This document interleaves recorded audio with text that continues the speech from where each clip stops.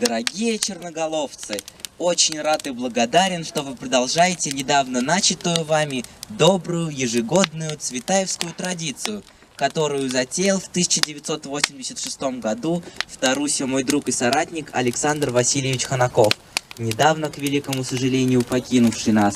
Успехов, вдохновения, отдохновения, стихов, песен и цветов вам! Память о самом светлом, неутомимом и вездесущем Александре Васильевиче навсегда останется в сердцах тех, кто стоял у истоков цветаевского движения. Александр Васильевич следовал завету Марины Цветаевой: «Друг есть действие».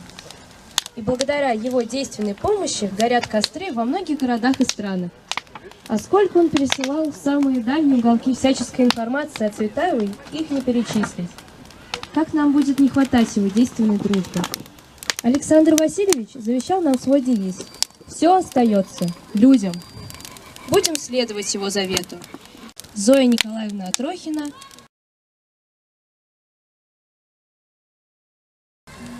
Только душу спасшим из фамильных богатств, современникам старшим, вам без равенств и братств. Руку веры и дружбы, как кавказец, кувшин с виноградным, врагу же две протягивавшим.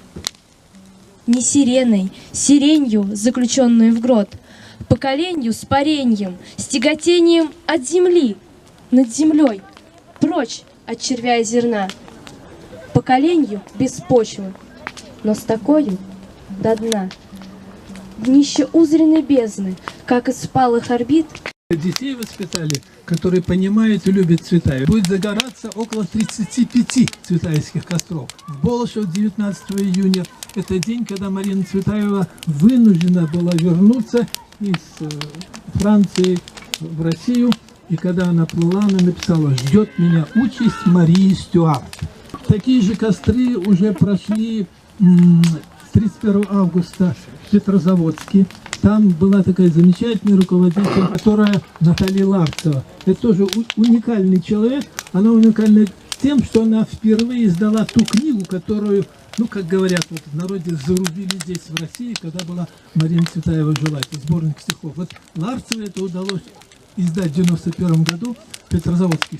Я пишу только одну страницу в дневнике, а за это получается от мамы еще страницу в награду, поскольку я лентяйка. Поэтому я иногда пишу страницу до заката, и тогда ее кончаю уже перед самым сном. И еще недостаток – это злоба. Например, я принесу цветы домой и стану их в воду ставить по одной штуке, а их много.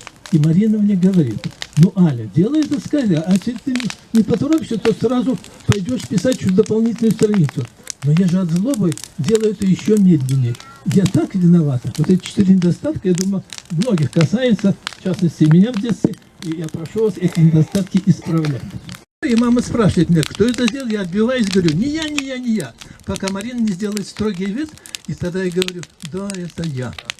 Второй у меня грех, обратите внимание, воровство.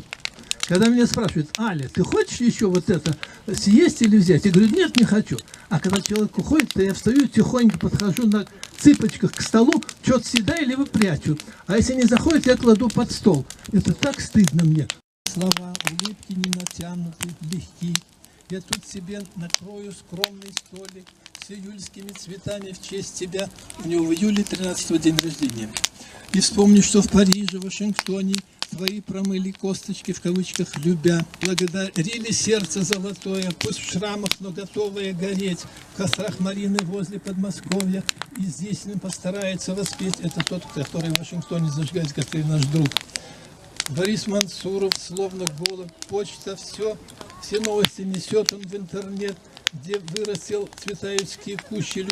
Людей такой породы больше нет. Люблю полеты ваших дружных стай. Дорогое имя, вы все в Елабуге, любимый, так и знай. До встречи у ротонды в честь Марины. В Елабуге есть памятник Марине и красивая ротонда. Ликом девы любезный, как живая глядит. Поколенье, где краше был, кто жарче страдал. Поколенье, я ваша, продолжение зеркал. Ваша сутью и статью, и почтением к уму, и презрением к платью, плоти.